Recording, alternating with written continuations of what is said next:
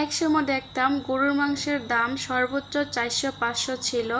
এখন তো ওই দামে কখনোই কেনা যাবে না। এখন যে দাম হয়েছে 700-800 টাকা ছাড়া 1 কেজি গরুর মাংস কেনা অসম্ভব। আর এই তো এখানে 4 কেজি গরুর মাংস এনেছে। এই গরুর মাংসগুলো একদম টাটকা। আমাদের ক্যান্টনমেন্টের ভিতরে সপ্তাহে 2 সপ্তাহ 3 সপ্তাহ পরে পরে একবার গরু জবাই হয়।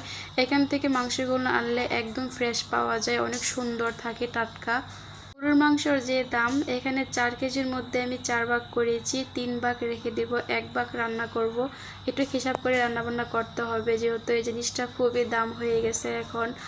আর এই তো এখন গরুর মাংসটা আমি সুন্দর করে ধুয়ে নিয়েছি, পরিষ্কার করে পানি ঝরিয়ে। তারপর এর মধ্যে আমি মশলা দিব। আমি গরুর মাংস সবসময় একটু বেশি বেশি মশলা দিয়ে রান্না করি, আমার কাছে ভালো লাগে মশলার পরিমাণটা বেশি হলে। তারপরে তো আমি পরিমাণ মতো হলুদ, লবণ, মরিচ, আদা বাটা, জিরা বাটা, তারপর রসুন বাটা, এক এক করে সব ধরনের মশলা দিচ্ছি। আর এখানে একটা টমেটো কুচি দিয়ে দিলাম। গরুর মাংসের মধ্যে টমেটো কুচিটা খুবই ভালো লাগে দিলে। আর সব কিছু দেওয়া হয়ে গেলে আমি সুন্দর করে হাত দিয়ে ভালো করে মিশিয়ে প্রায় আধা ঘন্টার মতো রেখে দিব রেস্টে। আমি সবসময় রেস্টে রাখি, যে কোনো মাংসই ম্যারিনেট করে রাখি, মাংসের ভিতরে সুন্দর করে মশলাগুলো ঢোকে আর খেতেও ভালো লাগে। তারপর আর এই কাজটা আমি সবসময় হাত দিয়ে করি। আমার হাত একটু জ্বললেও আমি হাত দিয়ে সুন্দর করে মাখিয়ে তারপরে রেস্টে রাখি। আজকের গরুর মাংসটা দেখে খুবই ভালো লেগেছে, একদমই চুপড়ি পাওয়া যায়নি। 4 কেজি গরুর মাংসের মধ্যে দেখা যাচ্ছে 1 পাও হবে না, এত চুবড়ি আর হাড় মিলে শুধু সলিড মাংসই তারা দিয়েছে। আর অন্য দিন 5 কেজির মধ্যে দেখা যাচ্ছে 1.5 কেজির মতোই হাড় চুবড়ি মিলে হয়ে যায়। অন্য দিনের তুলনায় আজকে খুবই কম। এই তো রান্নাটা বসিয়ে দিয়েছি, আর রান্নাটা বসিয়ে সুন্দর করে আমি রেস্টে আস্তে আস্তে কুক করব।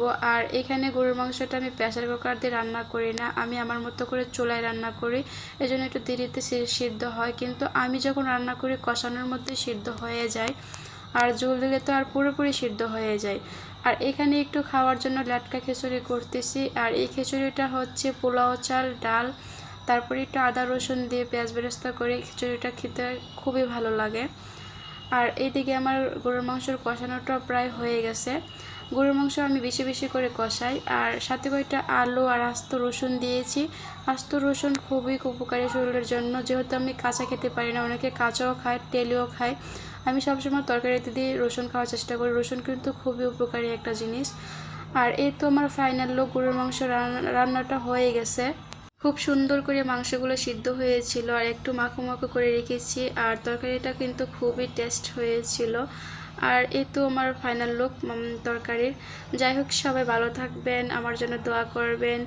আর দেখা হবে আপনাদের সাথে নতুন কোনো ভিডিও নিয়ে। সেই পর্যন্ত সবাই ভালো থাকবেন। আল্লাহ হাফেজ।